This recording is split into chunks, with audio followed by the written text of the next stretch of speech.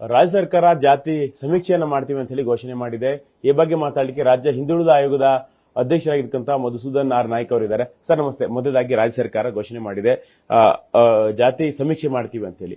ಸಾಕಷ್ಟು ಹಿಂದೆ ಮಾಡಿದಾಗ ಸಾಕಷ್ಟು ಕಾಂಟ್ರವರ್ಸಿ ಆಗಿತ್ತು. ಈ ಬಾರಿ ಜಾತಿ ಸಮೀಕ್ಷೆ ಮಾಡ್ಲಿಕ್ಕೆ ಹೊರಟಿದೆ ಸರ್. ಜಾತಿ ಅಂತ ಪದ ಉಪಯೋಗಿಸೋದು ತಪ್ಪು. ನಾವು ಜಾತಿ ಸಮೀಕ್ಷೆ ಮಾಡ್ತಾ ಇಲ್ಲ. 7 ಕೋಟಿ ಜನರ ಅವರ ಸ್ಥಿತಿಗತಿಗಳು, ಸೋಷಿಯಲ್ಲು, ಎಜುಕೇಷನಲ್ಲು, ಎಕನಾಮಿಕ್ ಸರ್ವೆ ಮಾಡ್ತಾ ಇದ್ದೀವಿ.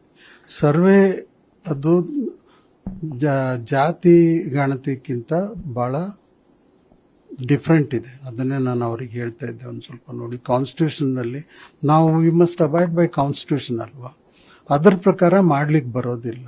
ಸೊ ತಾವು ದಯವಿಟ್ಟು ಜಾತಿ ಗಣತಿ ಅಂತ ಪದ ಉಪಯೋಗಿಸ್ಬಿಡಿ. ಆ ಥರದ ಪದನೇ ಇಲ್ಲ.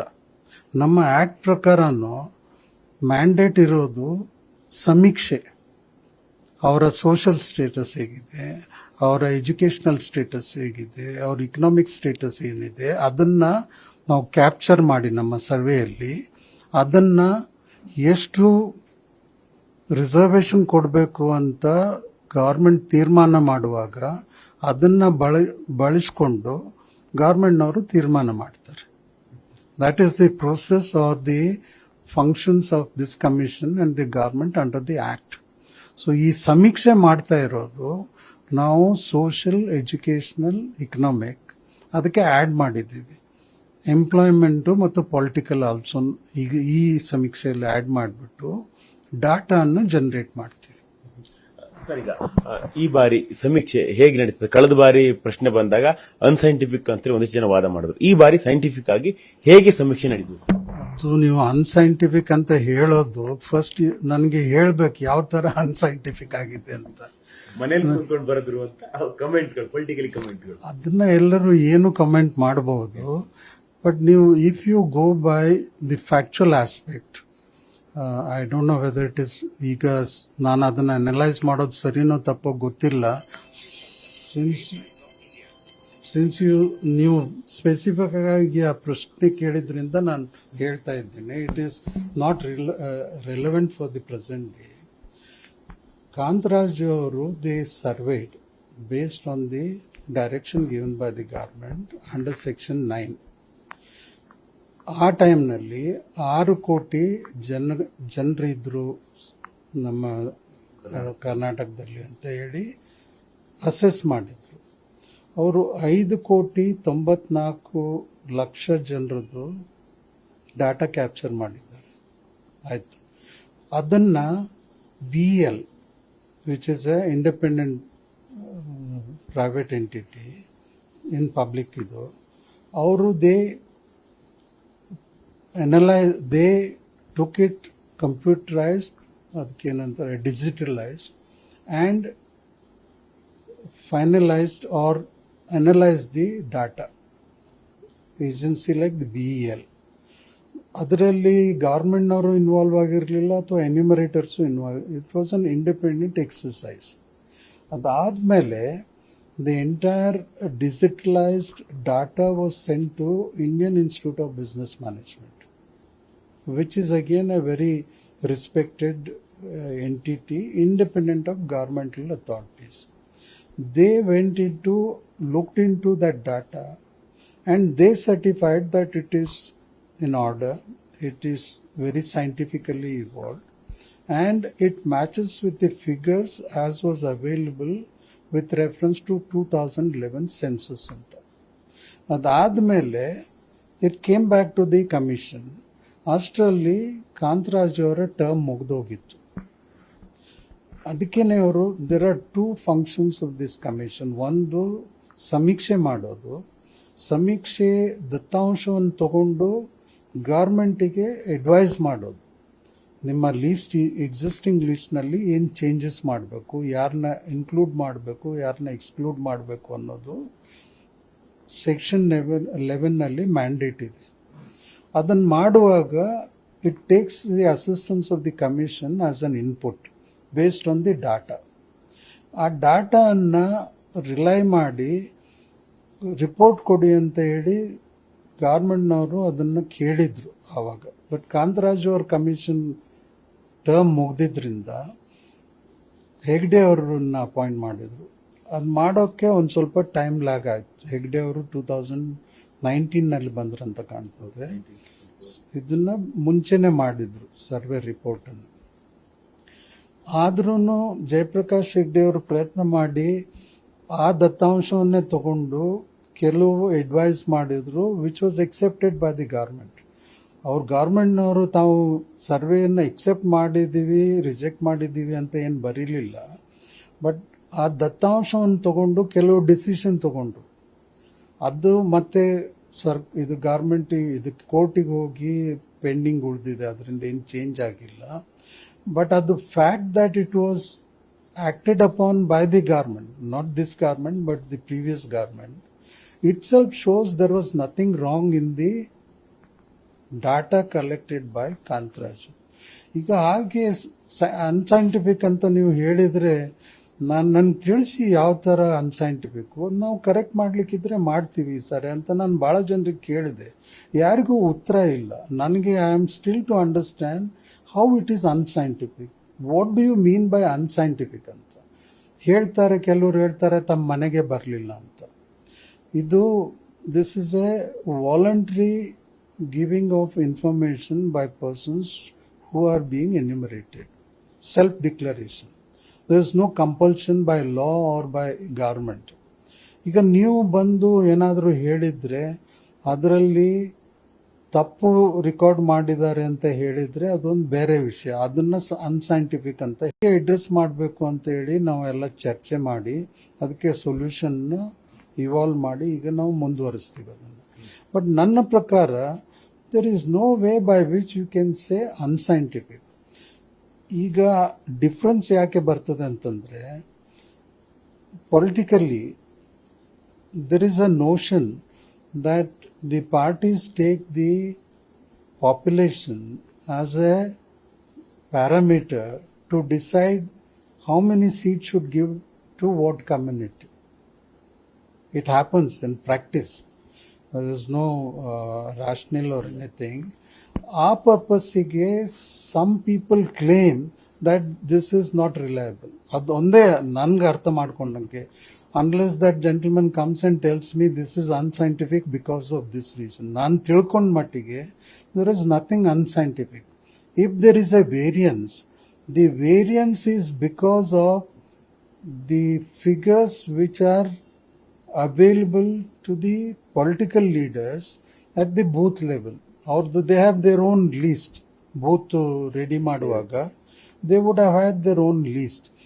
ಆ ಲೀಸ್ಟ್ ಪ್ರಕಾರ ಅವರು ಹೇಳ್ತಾರೆ ತಪ್ಪು ರೆಕಾರ್ಡ್ ಆಗಿದೆ ಅಂತ.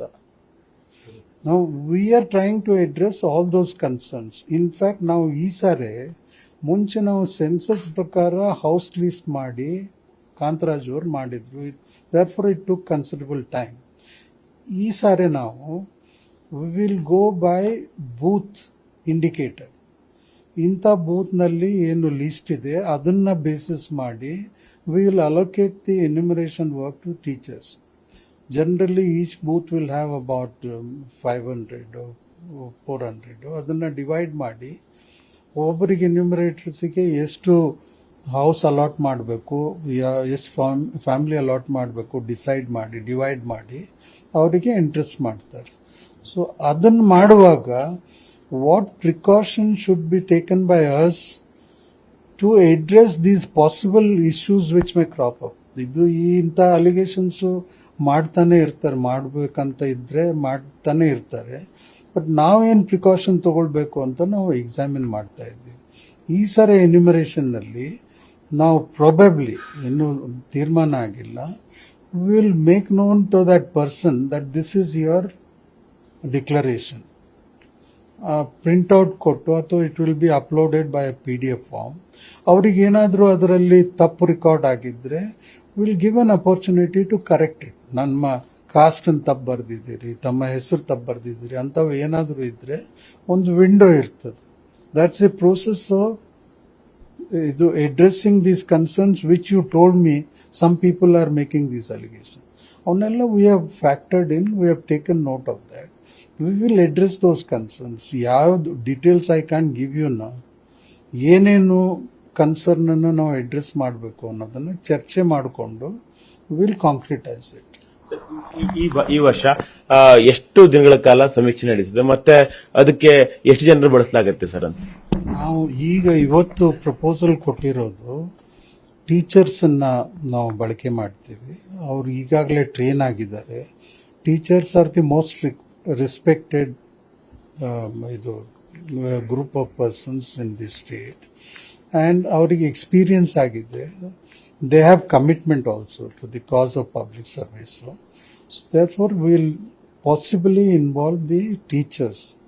ಅದಕ್ಕೆ ನಾವು we have prepared a package to motivate them.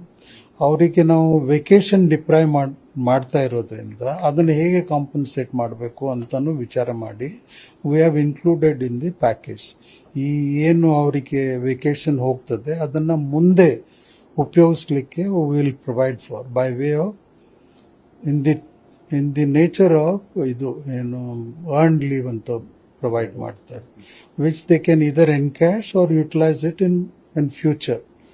ಅದನ್ನ ಹೇಗೆ ಬಳಕೆ ಮಾಡಬೇಕು ಎಲ್ಲ ಡೀಟೇಲ್ಸ್ ಎಲ್ಲ ವರ್ಕೌಟ್ ಮಾಡಿ ಅದನ್ನ ಪ್ರಪೋಸಲ್ ಕೊಡ್ತೀವಿ.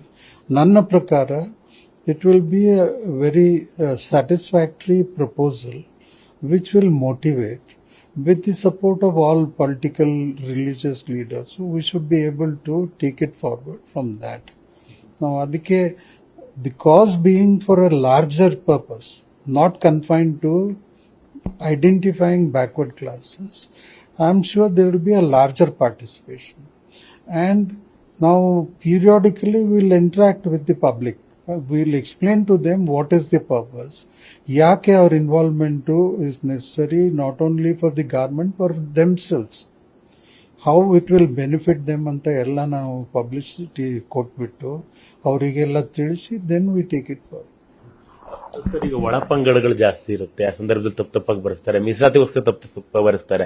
ಇದನ್ನೆಲ್ಲ ಸರಿ ಮಾಡ್ಲಿಕ್ಕೆ ಯಾವ ರೀತಿಯಾಗಿ ಕ್ರಮ ತೆಗೆದುಕೊಳ್ಳುತ್ತೆ? ಯಾಕಂತ ಹೇಳಿದ್ರೆ ಒಂದು ಸಭೆ ಮಾಡ್ಲಿ, ಮುಖಂಡರುಗಳು ಸಭೆ ಮಾಡ್ಲಿ ಅಂತ ಹೇಳಿ ಅಲ್ಲ, ಈಗ ಇವತ್ತು ಸ್ಟೇಟ್ಮೆಂಟ್ಗಳು ಲಿಂಗಾಯತ ಸಮುದಾಯದಿಂದ ಸ್ಟೇಟ್ಮೆಂಟ್ಗಳು ಬರ್ತಾ ಇದೆ. ಇದಕ್ಕೆ ಯಾವ ರೀತಿಯಾಗಿ ಸೊಲ್ಯೂಷನ್ ಕಂಡುಕೊಳ್ತೀವಿ ಸರ್?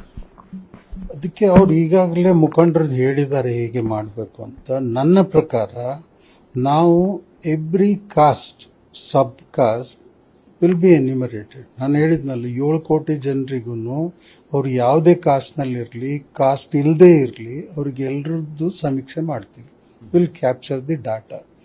ನೀವು ಹೇಳ್ತಾ ಇರೋದು ಈ ಪ್ರಾಬ್ಲಮ್ ಬರೋದು when we group them. It's a secondary step of the function of this commission. ನಾವು ಈಗ ಇಮಿಡಿಯೇಟ್ ಆಗಿ ಮಾಡ್ತಾ ಇರೋದು ಬರೀ ಸಮೀಕ್ಷೆ ಮಾತ್ರ. ಇದು ಯಾವ ಗ್ರೂಪ್ನಲ್ಲಿ ಹಾಕಬೇಕು, ಹೇಗೆ ಮಾಡಬೇಕು ಅನ್ನೋದಕ್ಕೆ ಈಗಾಗಲೇ ರಿಪೋರ್ಟ್ಗಳಿದ್ದಾವೆ. ಅದನ್ನು ನಾವು ಮುಂದಿಟ್ಕೊಂಡು ಓದಿ ತಿಳ್ಕೊಂಡು ಅದರ ಪ್ರಕಾರ ನಾವು ಮುಂದುವರಿಸ್ತೀವಿ. ಬಟ್ ಈಗ ಅದು it is not an immediate concern for me to tell you ಹೇಗೆ ಹೌ ಡು ಯು ಅಡ್ರೆಸ್ ಅಂತ. But you can be rest assured ನಾವು ಪ್ರತಿಯೊಂದು 7 ಕೋಟಿ ಜನರಿಗೂ ನಾವು ಅಪ್ರೋಚ್ ಮಾಡಿ ಅವರ ಡಾಟಾವನ್ನು ಕಲೆಕ್ಟ್. SC ST ಯಲ್ಲಿ ಈಗಾಗಲೇ ಮಾಡಿದ್ದಾರೆ. ಅವರು ಫುಲ್ ಎಲ್ಲ 7 ಕೋಟಿ ಜನರಿಗೂ ಸರ್ವೆ ಮಾಡಿದ್ದಾರೆ. ಡಾಟಾ ಮಾತ್ರ ಕಲೆಕ್ಟ್ ಮಾಡಿರೋದು SC SC. ನಾವು ಆ ಡಾಟಾ ಕಲೆಕ್ಟ್ ಮಾಡಿರೋದು it is in the digital form. It is capable of being used by us. If we evolve a process, once we go to a person who has already been surveyed, say from SC community, when now a number hakid kodle his data gets popped up. That's the mechanism which will be evolved. ಆ ಡಾಟಾದಲ್ಲಿ ಈಗಾಗಲೇ capture ಆಗಿದ್ರೆ ನಮಗೆ additional material ಏನ್ ಬೇಕು ಅದನ್ನ ಮತ್ತೆ capture ಮಾಡಿ ಈಗಾಗಲೇ ಕ್ಯಾಪ್ಚರ್ ಆಗಿರೋದನ್ನ ರಿಟೇನ್ ಮಾಡಿ will treat it as our survey data collection. ಅದರಿಂದ ನಮಗೆ ಟೈಮ್ ಸೇವ್ ಆಗ್ತದೆ, ಮ್ಯಾನ್ ಪವರ್ ಸೇವ್ ಆಗ್ತದೆ, ವರ್ಕು ಕಡಿಮೆ ಆಗ್ತದೆ. That is a process and we don't want to waste the resources of the state. ಅದನ್ನ ಇಟ್ಕೊಂಡು ಅದನ್ನ ಮಾಡಬೇಕು ಅಂತ ನಾವು ಈಗಾಗಲೇ ಡಿಸ್ಕಸ್ ಮಾಡಿದ್ದೀವಿ. ಅದನ್ನ ಮುಂದುವರಿಸ್ತೀವಿ. ಸರ್ ಮೇಜರ್ ಆಗಿ ಎಸ್ ಸಿ ಸರ್ವೆ ಆದಾಗ ಪ್ರಶ್ನೆಗಳಿರ್ತಕ್ಕಂಥದ್ದು ಒಂದಿಷ್ಟು ರೋಡ್ಗಳಿಗೆ ಹೋಗಿಲ್ಲ, ಫಸ್ಟ್ ಫ್ಲೋರ್ ಗಳಿಗೆ ಮಾತ್ರ ಹೋದ್ರು ಅಂತ ಹೇಳಿ, ಮತ್ತೆ ಅರ್ಧ ದಾರಿಯಲ್ಲಿ ಕೂತ್ಕೊಂಡು ಅವರೇ ಮಾರ್ಕ್ ಮಾಡ್ಕೊಂಡು ಬಂದ್ರು, ಈ ರೀತಿಯಾಗಿರ್ತಕ್ಕಂಥ ಪ್ರಶ್ನೆಗಳು ಬಂತು. ಮತ್ತೆ ಬಿಬಿಎಂಪಿ ಸಿಬ್ಬಂದಿಗಳನ್ನ ಅಂದ್ರೆ ಡಿ ಗ್ರೂಪ್ ಅನ್ನೆಲ್ಲ ಬಳಸ್ಕೊಂಡು ಮಾಡಿದ್ರು, ಸೈಂಟಿಫಿಕ್ ಆಗಿ ಆಗಿಲ್ಲ, ಆ ರೀತಿಯಾಗಿ ಚರ್ಚೆಗಳು ಮಾಡಿ ಶುರು ಮಾಡಿದ್ರು. ಅದನ್ನೆಲ್ಲ ಮೇಲ್ವಿಚಾರಣೆ ಮಾಡ್ಲಿಕ್ಕೆ ಸರ್ ಈ ಬಾರಿ ನಿಮ್ ಸಮೀಕ್ಷೆ ಅದನ್ನೆಲ್ಲ ಮೇಲ್ವಿಚಾರಣೆ ಮಾಡಿ ಸಮಿತಿ ಇರುತ್ತೆ ಸರ್, ಹೆಂಗಿರುತ್ತೆ? ಅದನ್ನ ಇವತ್ತು it was discussed in the presence of the chief minister. ಈ ಕನ್ಸರ್ನ್ಸ್ ಪಬ್ಲಿಕ್ ನಲ್ಲಿ ಬಂದಿರೋದನ್ನೆಲ್ಲ ಒಂದ್ಸಾರಿ ಇದನ್ನ ವಿಚಾರಣೆ ಮಾಡಿ ಈಗಾಗಲೇ ಸರ್ಕಾರದಿಂದ ನಮಗೆ ಯಾವ ತರ ಮಾಡಬೇಕು ಅಂತ ಗೈಡ್ಲೈನ್ಸ್ ಅಡ್ವೈಸ್ ಬಂದಿದೆ. ನಾವು BBMP ಅವರ ಜೊತೆಗೂ ಮಾತಾಡಿ ಅವ್ರು ಹೇಳಿದ್ರು ಇಂತಿಂತ ಪ್ರಾಬ್ಲಮ್ ಇತ್ತು, ಇಂತಿಂತದ್ದು ಮಾಡಿದ್ರೆ ನಮಗೆ all those concerns can be addressed ಅಂತ ಅವರು ಈಗಾಗಲೇ ಚೀಫ್ ಮಿನಿಸ್ಟರ್ ಮುಂದೆ ಹೇಳಿದ್ದಾರೆ. ಕಮಿಷನರು, ಬಾಕಿ BBMP ಅಥಾರಿಟೀಸು, ಲೋಕಲ್ ಬಾಡೀಸು ಎಲ್ಲ ಅದರ ಪ್ರಕಾರ additional supervisory resources will be provided by the government, who will coordinate with the actual persons who are involved in this survey. Now we'll take additional interest in ensuring that such complaints are not made by the public. It's our responsibility, our duty. So we'll try to address that. It's too early for us to tell you now how we will address that. We are still in the process of evolving. Sir ಒಟ್ಟಾರೆಯಾಗಿ ವೆಚ್ಚದ ಬಗ್ಗೆ ಈಗ ವೆಚ್ಚದ estimation ಹೇಗಿದೆ sir? ಕಳೆದ ಬಾರಿ 158 ಕೋಟಿ ವೆಚ್ಚದಲ್ಲಿ ಕಾಂತರಾಜ್ ವರದಿ ಸಿದ್ಧಾಗಿತ್ತು, ಈ ಬಾರಿ ಎಸ್ಟಿಮೇಷನ್ ಹೇಗಿಷ್ಟಿತ್ತು ಸರ್ ನಿಮ್ದು? So the estimation is to be made depending on the expenditures which go into making a package for the enumerators and other expenses. This time I feel our proposal to the teachers to motivate them is far different from the previous. It would certainly be more. Now innu compute madilla istu ಖರ್ಚಾಗ್ತದೆ ಅಂತ. Since this is a public cause being done by the government on a larger scale than previous one, according to me it will involve a much larger outlay at the hands of the government. Or proposal kodi now examine ಮಾಡಿ will take it forward ಅಂತ ಹೇಳಿದ್ದಾರೆ. Since the commission has proposed the packages which according to me are different from previous commissions compensation, it will have certainly more outlay than what was there for the previous commissions. ಇದಿಷ್ಟು ರಾಜ್ಯ ಹಿಂದುಳಿದ ಆಯೋಗದ ಅಧ್ಯಕ್ಷರಾಗಿರ್ತಕ್ಕಂಥ Madhusudan R Naik ಅವರ ಮಾತುಗಳು. Cameraman ದಂಡ ಜೊತೆ Rupesh Byndoor, power TV, Bengaluru.